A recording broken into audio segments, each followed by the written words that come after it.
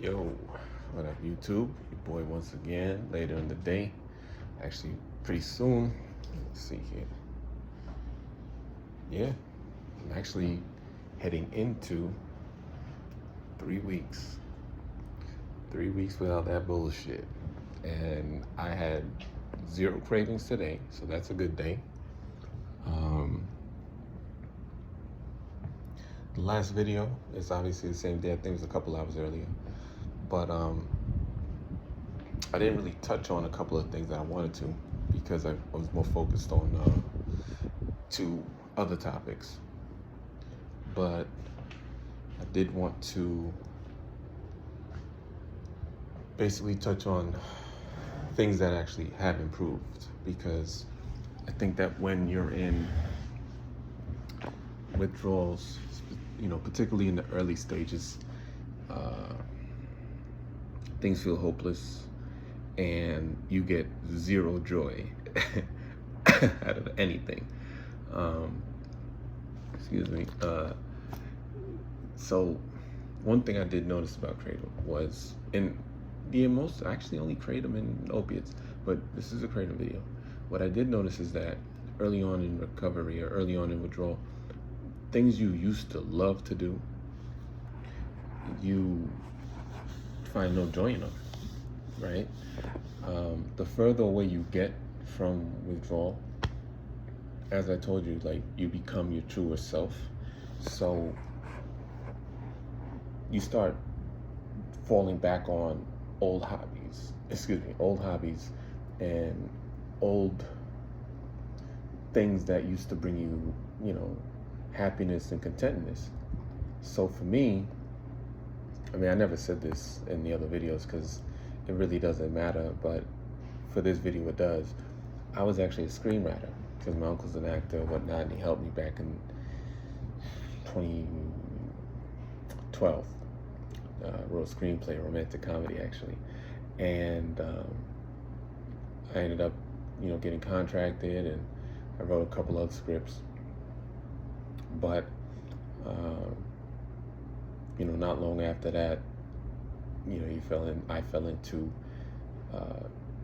abuse and addiction, which honestly is to be expected, dealing with the City Angels and the Big Apple.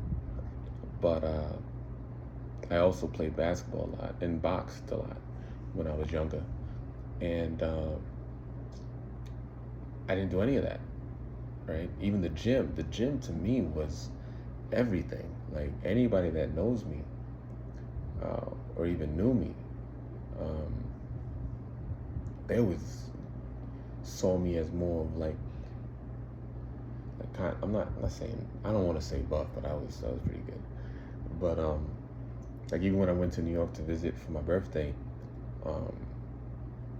I saw some people's that hadn't seen me since I left, and I had lost a lot of weight, right? And it was embarrassing too. And it was not just embarrassing, that's not even the word for it. It was disappointing.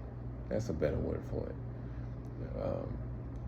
Because on Kratom, you're not yourself. You're not yourself. So since being off, tomorrow's 3 weeks, the ideas for screenplays or scripts, my desire for the gym, my desire for, shooting some baskets or some hoops, all of that stuff starts to come back. Like, and then also, like, your senses get a little better. So like, your sense of smell is not as strong early on. Like, there's like a withdrawal scent, if that makes sense. You know what I'm saying? Because you're always like sweating and stinking, and you don't smell as good. And you're a shadow of yourself. And the further away you get from withdrawal, the more you become, if that makes sense. And it doesn't really take that long for this to, for this change to happen. Even like your personality, like your sense of humor, your wit, all that stuff starts to come back. And even when you're in the depths of withdrawal, know that few short days, weeks, you are coming back. And that's why you can get addicted to it, because that sort of feeling of coming back from the dead, sort of, it's just intoxicating. Like today alone is phenomenal. And I didn't take no credit, but I'm seeing like mountains, and you just breathe in air. It's all the little things that you forget about while you're on that bullshit, they come back, and it's just intoxicating. And that's what can be addicting. So when I say getting addicted to withdrawal, that's what I'm talking about. Because the more I think I've been through, it's actually hard to keep count, because you go through one withdrawal and you're like, I'll never do that again. And then somehow you slip. And then you do it again. And you're like, all right, that's it. And then somehow you slip. And then you do it again, and again, and again, and again, and again. And then you forget how many times you've actually gone through it. At this point, I think I've been in like double-digit withdrawals. Not so much from Kratom. I think Kratom I can count on one hand and not even use the entire hand, but it's just a giant waste of time. That's why it's like everything is getting back to normal.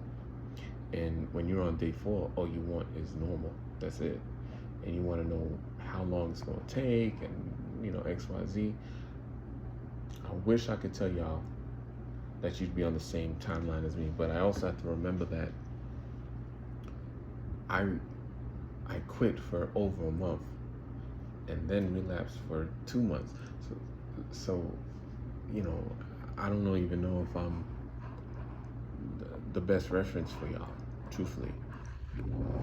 Only because I wasn't on long enough, but at the same time, it's like I was on long enough. I just had an interval of quitting. So maybe I am, I don't know. But I just don't feel that bad. I really don't. Today especially, this is the best day I've had in a month. Like it's incredible. Like honestly, like I don't even know what to say. But again, I'm tempering expectations, because it's only let me see. Yeah, it's 3 o'clock. In about an hour and a half, I'm gonna be starting on 3 weeks. Going into 3 weeks. If it stays like this for the remainder, forget about it. But I'm smart. I'm wise enough to know at this point where it's like just waiting for the other shoe to drop. So, like, as good as I'm feeling now, in a few short hours, I can feel like shit. And I'm preparing myself for that. And I think that's the most important thing. You gotta prepare yourself for the up and downs, for the non-linear nature of Kratom withdrawal. But again, I said I wasn't gonna say that. I'm not gonna say it's not that bad. So, no. But I feel great. It's day 20.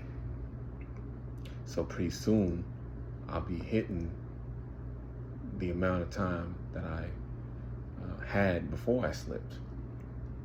And that to me is going to be a big milestone. And I'll do a real good video on that day. And I think I slipped on either like day 37 or 39, something around, that time. And then I'll start having more time off than on. And that's really the goal. So, listen, you guys are gonna feel like shit for a little while. If this is not your first rodeo, you already know what to expect. But after a while, man, you don't want to give up all that progress for a few hours of feeling, super good or whatever. It's not worth it. It's not worth it at all. Yesterday, walked into a smoke shop, and I ended up getting a vape, which is funny because I was never a big smoker. I mean, I would roll with hookah because that's, New York, fuck with Dominicans enough, and that's what you're gonna do. But went to get a vape. I didn't even touch the Feel Freeze or any Kratom, and I looked square at it. I made a short of it on this channel. Cravings are pretty much gone, but again, they can come back tomorrow. They can come back tonight. It doesn't matter when they come back; they're still gonna go away because I'm done. I'm done. And then tomorrow, I actually did it purposely. I set up a free personal trainer lesson. I don't need a personal. I could be a personal trainer. Like the amount of time I have in the gym. But I did that to keep myself accountable and to basically just push myself to go to the gym. So tomorrow, we getting back, baby. You know what I'm saying? The secret weapon has always been squats. Not Smith machine squats or dumbbell squat. No, free bar squats. That's the key. So, I'm gonna do what I can because it's been a minute, but just starting a new routine. And I'm gonna be honest with you, I spoke about my worst withdrawal with opiates. But once I decided to quit and then I got into the routine, I would do like leg press, and it was pathetic because I would do like 2 sets of 10 and then I'd be done. So I just go to the sauna. And then 2 weeks after that, I do leg press, squats, pull-ups, dumbbell. Now, and then I go to work, which was a physical job. And that was the best time of my life, building myself back up. And, at that time I was about 32, 33. So now to be doing this again at 39, it's kind of like a throwback, and maybe I'm a sucker for nostalgia, but I can't wait for that either because I know what to expect, and I already know it's like, yo, dude, you do this shit for 2 months, a month, 2 months, you're gonna be unrecognizable, and you're gonna feel amazing, So it's just little goals that you gotta set for yourself, and I'm down for all of it. Down for all of it. And honestly, you start getting ideas in your head where it's like, yo, once I do this, you'll feel invincible. It's incredible, man. And honestly, the only thing I want to do, my goal, share a bottle of wine with my father for his birthday and be more than present, because I love that man. You know what I'm saying? He quit cigarettes as well as my grandfather. It's his father-in-law, and that's the thing that's also funny is it's like genetically, both sides of my family are just very gifted genetically as far as like longevity and stuff like that, but also predisposed to alcoholism. My aunt died a couple of years ago, and that's not really important as far as like the details because family drama, but she was living in Harlem. I was going to school in Harlem for college, And for my 25th birthday, she took me out. And she was like a cool aunt type, right? Like early on, because of issues prior to me arriving on this planet, between her and my mother and all that drama that goes on, she wasn't really a part of our lives. But you know, as I got older, you know, we actually really built a good relationship. And she was I don't want to say alcoholic, but yeah, you know, she dealt with alcohol and coke and all kinds of shit, because she was one of those that was extremely talented. And her brother, my uncle, who is the actor,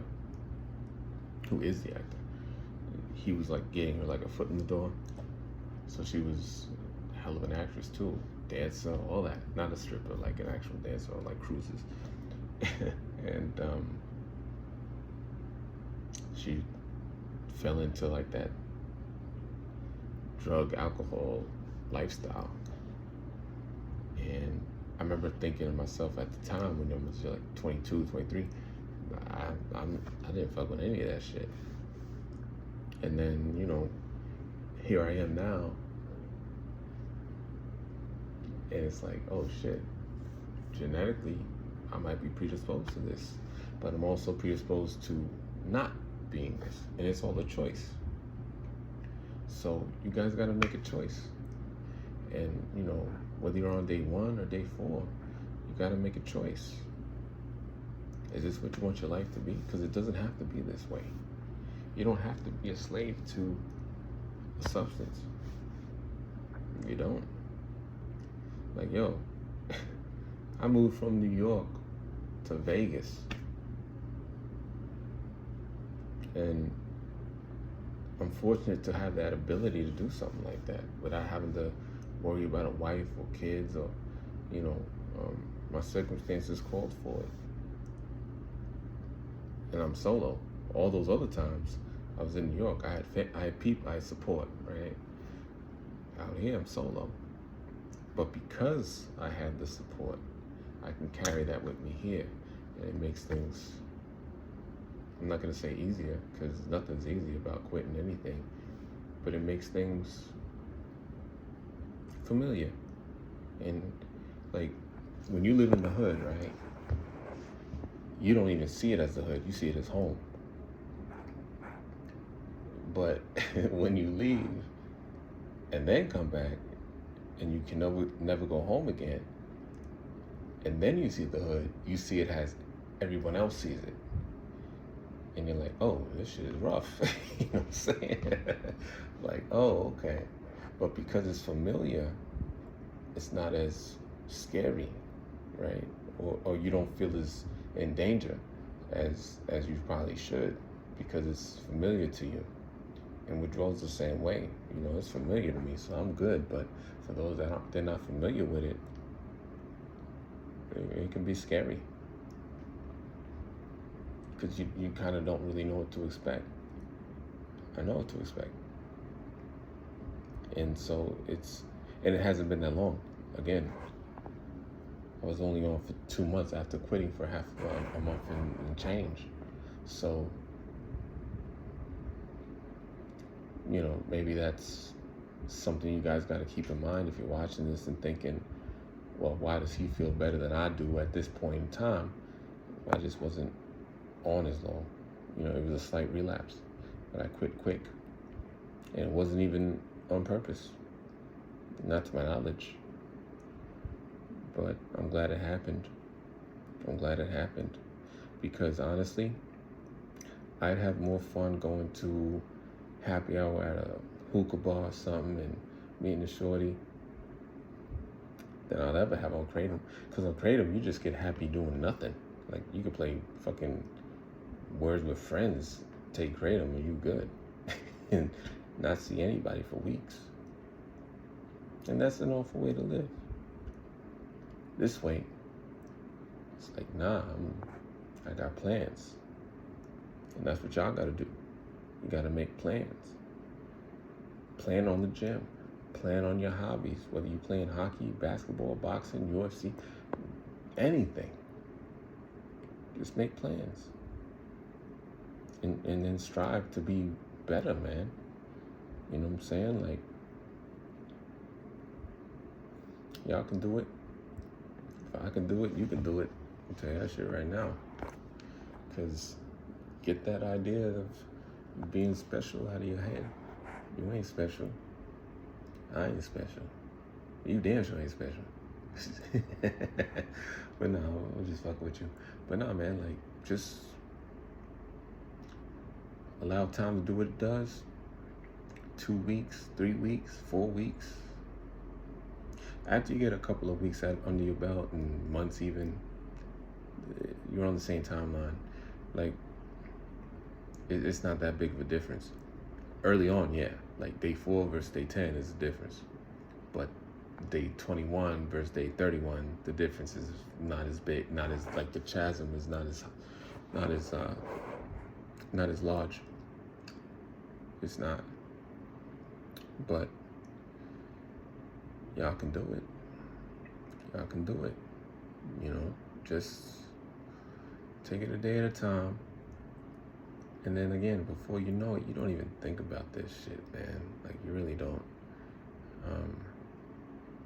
If I wasn't making videos, I wouldn't be thinking about it. Because today has been an excellent day. I didn't think about it once. Maybe in the shower, fleeting. Where it's like, oh yeah, it's not even an option.